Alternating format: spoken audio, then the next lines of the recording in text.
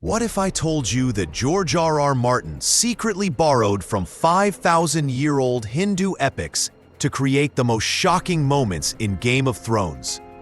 The parallels will blow your mind, from Jon Snow's resurrection to the three-eyed raven's powers, from Daenerys' dragons to the prophecies that drive the entire story. These aren't just Martin's imagination.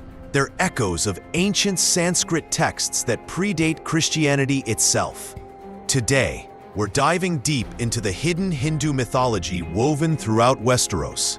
And by the end of this video, you'll never watch Game of Thrones the same way again. The Mahabharata connection. Let's start with the elephant in the room, or should I say, the war that destroyed everything. The Great War in Game of Thrones isn't just inspired by European conflicts. It mirrors the Kurukshetra war from the Mahabharata, one of Hinduism's greatest epics. In the Mahabharata, two branches of the same royal family, the Pandavas and Kauravas, tear their kingdom apart in a devastating civil war. Sound familiar? The Starks, Lannisters, Baratheons, and Targaryens are all connected by blood and marriage, yet they destroy each other for the Iron Throne, just like the cousins in the ancient Sanskrit epic. But here's where it gets really interesting.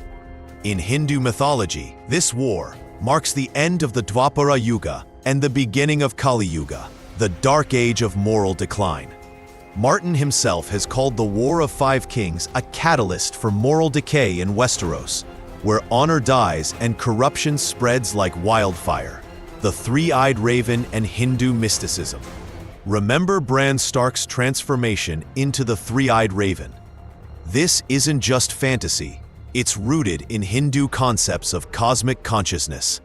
In Sanskrit, the Hinduism also speaks of the Akashic records, a cosmic library containing all knowledge and memory.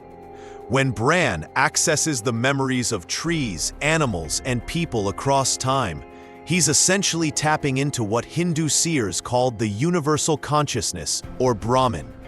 Even more fascinating, in Hindu mythology, great seers would often sacrifice their physical abilities to gain spiritual sight. Bran loses his ability to walk, but gains the power to see everything. This mirrors the story of numerous Hindu rishis who gave up worldly pleasures for divine knowledge. But here's the challenge that kept nagging at me while researching this. How could George R.R. Martin, an American author born in New Jersey, have such deep knowledge of obscure Hindu concepts? Most of these parallels aren't found in popular culture or mainstream books about mythology. The dragon connection. This mystery deepens when we look at Daenerys and her dragons. In Hindu mythology, dragons aren't just beasts, they're Nagas, divine serpent beings with immense wisdom and power. The greatest of these is Shesha, the cosmic serpent who supports the universe itself. Daenerys doesn't just ride dragons, she's called the mother of dragons, echoing the Hindu concept of Sarpa Mata, the divine mother of all serpents. Even her immunity to fire connects to Hindu stories of divine beings who could withstand any earthly element. But the real kicker? In the Mahabharata, there's a character named Takshaka, a powerful Naga king who can take human form and whose bite is absolutely fatal, unless you have divine protection. Sound like a certain someone's dragons? The prophecy parallels. Now let's talk prophecies. The prince that was promised isn't just Martin's creation. It's strikingly similar to the Kalki Avatar prophecy from Hindu scriptures. According to the Puranas, when the world reaches its darkest hour in Kali Yuga, Vishnu will incarnate as Kalki to restore Dharma and defeat evil. Jon Snow's journey from bastard to savior, his literal death and resurrection, his role in defeating the ultimate evil. It all mirrors the Kalki prophecy. Even the detail about being born beneath a bleeding star has Hindu parallels in the Kalki Purana, which describes cosmic signs accompanying the Avatar's birth. The Night King in Kali Yuga. Speaking of ultimate evil, Let's examine the Night King. In Hindu cosmology, each cosmic age ends with destruction before renewal. The Night King represents this destructive force, not just death, but the end of an entire cycle of existence. The Hindu concept of pralaya describes the cosmic dissolution, where everything returns to primordial darkness before a new creation begins. The long night that the Night King brings isn't just winter. It's the end of the world as we know it, requiring a complete rebirth. Arya Stark and the assassin tradition. Even Arya's transformation into a faceless assassin has Hindu roots. The concept of Maya in Hinduism refers to the illusory nature of reality, the ability to change appearance and identity at will. Hindu mythology is filled with shapeshifters and divine beings who could assume any form to accomplish their dharmic duty.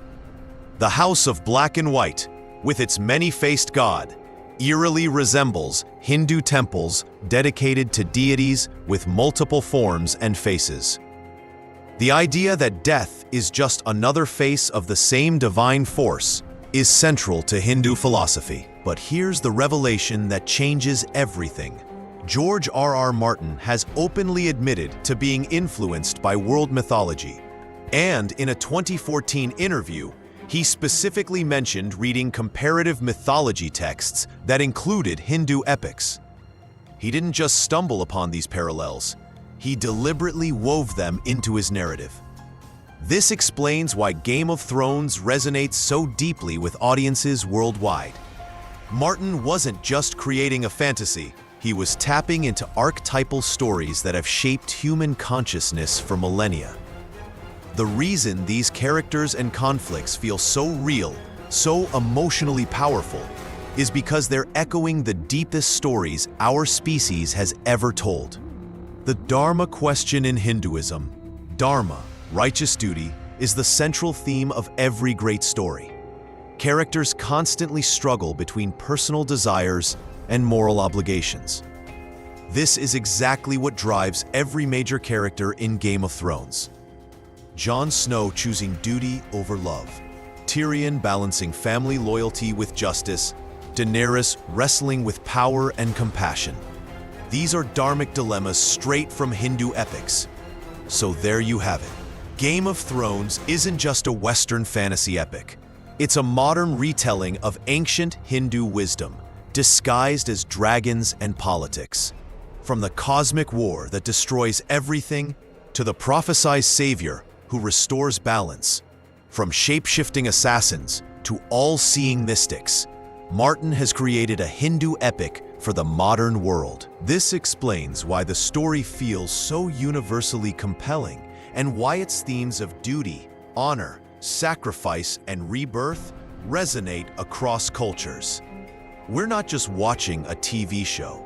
We're experiencing the same archetypal journey that has guided human storytelling for thousands of years.